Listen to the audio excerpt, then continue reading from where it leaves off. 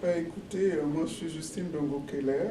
Alors, à la question de savoir ce qui m'a inspiré à devenir interprète, je dois dire que j'étais la commissaire internationale des scouts et des guides du Cameroun, dont j'ai participé à une réunion à Londres euh, sur le scoutisme au plan international. Et puis j'ai entendu des interprètes qui travaillaient en cabine, ce qui m'a beaucoup impressionné. Et puis à la pause, je suis allé les voir.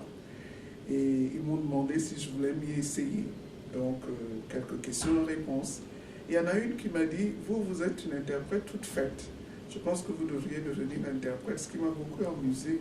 Mais par la suite, j'ai trouvé que c'était assez intéressant. C'est comme ça que petit à petit, j'ai commencé à travailler les langues.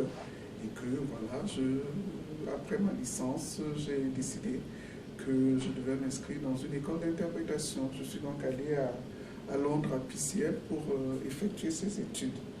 Alors, on m'a également posé la question de savoir ce qui m'a motivé, non seulement à faire des études d'interprétation, mais également à passer un doctorat, parce que j'ai un doctorat en sciences et techniques de la traduction et de l'interprétation. En fait, technique de l'enseignement de la traduction et de l'interprétation. J'ai fait mes études de traduction à l'ESIT à Paris. Et en ce moment-là, Madame Danica Seleskovic, interprète de conférence, était la responsable du volet interprétation dans cette école. Et ce cours était offert à ceux qui avaient déjà une maîtrise. Et comme j'avais une maîtrise d'anglais que j'avais obtenue à l'université de Montpellier, je me suis donc inscrit à ce cours de doctorat. C'est ainsi que j'ai passé mon doctorat à l'école de traduction de Paris, qui fait partie de l'université de Paris 3 Sorbonne Nouvelle à Paris. Alors, la question m'a également été posée de savoir, en tant que jeune interprète, quelle a été mon expérience lorsque je suis arrivé sur le marché. Je dois dire qu'à l'époque, nous n'étions pas nombreux, il n'y avait pas beaucoup d'interprètes, dont les jeunes interprètes étaient vraiment accueillis à bras ouverts par ceux qui étaient déjà sur le terrain. Mes premières réunions, je les ai couvertes avec des gens comme Pierre Naoussi, Malik Sy, avec lequel j'ai beaucoup travaillé, puisque j'avais l'espagnol dans ma combinaison et que lui aussi avait l'espagnol dans sa combinaison. Des personnes comme Isaac Moussongue, j'ai rencontré aussi souvent Mané Kassé, que vous venez d'interviewer. Ce sont donc les personnes qui m'ont aidé à percer un peu dans la profession. Et j'ai beaucoup travaillé aussi avec des personnes qui venaient de l'étranger, comme Odile Bertin-Foll, qui est sur le marché de Londres, Jean de la Forêt, avec lequel j'ai beaucoup travaillé, et Léo Sherman, qui n'est plus parmi nous aujourd'hui, paix à son âme. C'est donc avec toutes ces personnes que j'ai travaillé. Je travaille également beaucoup pour les organisations des Nations Unies, comme l'OMS, comme l'ONU, et c'est là que j'ai fait mes premiers pas dans la profession. Évidemment, j'avais été recruté comme interprète principal à la présidence de la République, et c'est de là que je partais pour aller travailler à l'étranger. Alors, je viens de parler de la présidence parce que c'est à ce moment-là, après 5 ans de travail comme interprète à la présidence, j'ai été nommée comme directrice chargée des études à l'ASTI à Buea, le Advanced School of Translation and Interpretation de l'université de Buea, où j'ai été enseignante. J'ai donc formé un certain nombre d'interprètes et un certain nombre de traducteurs qui travaillent aujourd'hui sur le marché africain et également sur le marché international. Alors mon expérience, qu'est-ce qu'on a enregistré comme succès? Justement, la formation de ces personnes. L'ASTI est reconnue aujourd'hui dans le monde comme étant une des écoles qui fabrique les meilleurs interprètes sur le continent africain. J'ai des étudiants qui travaillent à Genève, à l'ONU, qui sont partout, aux ACP, à la BAD, à l'Union africaine, dans plusieurs organisations. Ensuite est arrivé le PAMSIT. Le PAMSIT était une idée très intéressante qui est née du fait qu'on s'est rendu compte que la profession était vieillissante. La profession étant vieillissante, on a pensé qu'il fallait assurer la relève.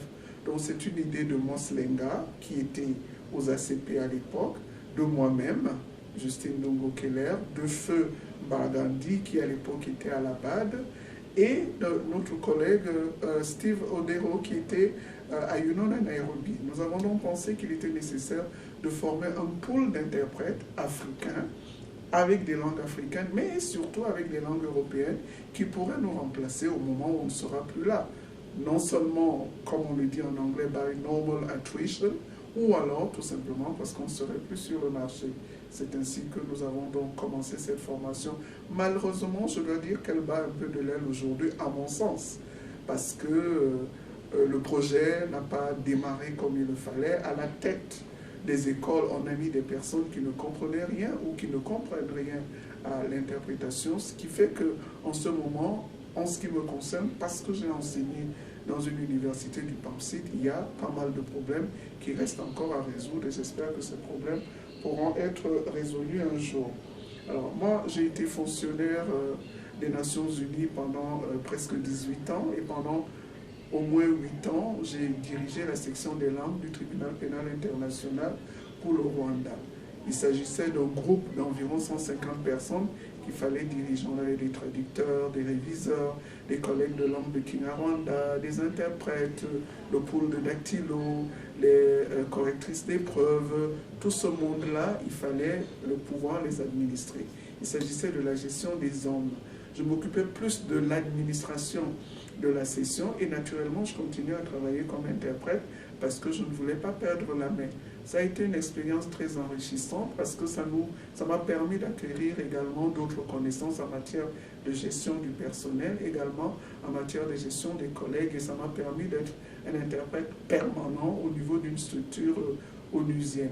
Alors, est-ce qu'il vaut mieux être permanent ou freelance lorsqu'on est membre de l'AIC? La question peut se poser, mais moi je n'ai jamais eu de difficulté à être permanente et à être également membre de l'AIC, ou alors à être freelance et être membre de l'AIC. L'essentiel, c'est tout simplement de respecter toutes les normes de l'AIC et de respecter quand même l'éthique que nous impose l'AIC, étant donné que nous connaissons tous les règles. Alors, mon opinion en ce qui concerne les conditions sur le marché en ce moment et les jeunes interprètes qui arrivent, c'est de dire que lorsque nous avons commencé à travailler, il y avait des normes qu'il fallait respecter. Nous avons trouvé sur le marché des personnes qui travaillaient déjà et qui respectaient quand même notre profession. Alors, comme c'est une profession où il s'agit de langue, on a eu quand même un certain nombre de problèmes dans la mesure où tous ceux qui parlaient un peu l'anglais, un peu le français, pensaient qu'ils pouvaient faire l'interprétation et que c'est quand même une profession, on doit le reconnaître, qui paye très bien. On a eu des difficultés parce que les gens arrivent, ils pensent qu'il faut gagner beaucoup d'argent, ils n'ont pas besoin de formation, ils s'installent sur le marché. On a beau leur dire qu'il faut se former, ils pensent qu'ils peuvent faire ce travail et que c'est facile. Moi, je leur dis, on reste interprète, on se forme comme interprète jusqu'à la mort, ça ne s'arrête jamais. Donc, le message que j'aurais pour les jeunes, c'est de dire que même lorsqu'ils ont été formés dans une école, c'est préparer ces réunions correctement, car la préparation, c'est la clé de tout, et respecter les normes du marché. Parce que si nous continuons à travailler, entre guillemets, ce que j'appelle travailler au rabais, nous allons entraîner la profession dans la perdition. Donc il faut faire très attention parce que nous nous sommes battus pour faire respecter cette profession en Afrique. Il ne faudrait pas que les jeunes arrivent et qu'un jour il n'y ait plus de profession d'interprète parce qu'on retrouvera tout le monde sur le marché. Alors tout à l'heure j'ai parlé du tribunal pénal international pour le Rwanda et dans la question qui m'avait été posée, on m'a demandé de parler un peu de l'aspect psychologique. Je voudrais surtout insister sur le traumatisme vicariant. La recherche a démontré que tous ceux qui travaillent avec des personnes en situation de précarité, des personnes qui ont vécu des atrocités, tous les travailleurs sociaux, et je pense que l'interprète dans un tribunal criminel, dans un tribunal pénal, est un travailleur social dans la mesure où il est appelé à entendre toutes sortes d'atrocités, toutes sortes d'horreurs qui se sont commises, doivent être préparés avant, pendant et après. Ils doivent être suivis au plan psychologique parce qu'on n'est pas préparé à entendre un certain nombre d'atrocités. Si bien qu'on subit le traumatisme des personnes qui ont déjà été traumatisées. Donc on doit être préparé à subir ce genre de traumatisme. On ne peut pas tout simplement se jeter là-dedans parce que cela laisse des séquelles. On ne sait pas à quel moment ça remonte. Donc je voulais quand même insister sur cette préparation là, qui est nécessaire avant, pendant et après. Pour finir, je voulais tout simplement dire que nous avons une profession en or que nous devons chérir, que nous devons respecter, que nous devons accomplir au mieux de nos connaissances, et nous devons inculquer aux jeunes qui arrivent sur le marché la valeur du travail, la valeur de la préparation. Lorsqu'on a une réunion à couvrir, se préparer pour travailler et faire ce travail au maximum de nos capacités pour faire respecter cette profession par tout le monde, par tous ceux qui nous utilisent. Voilà. Merci beaucoup.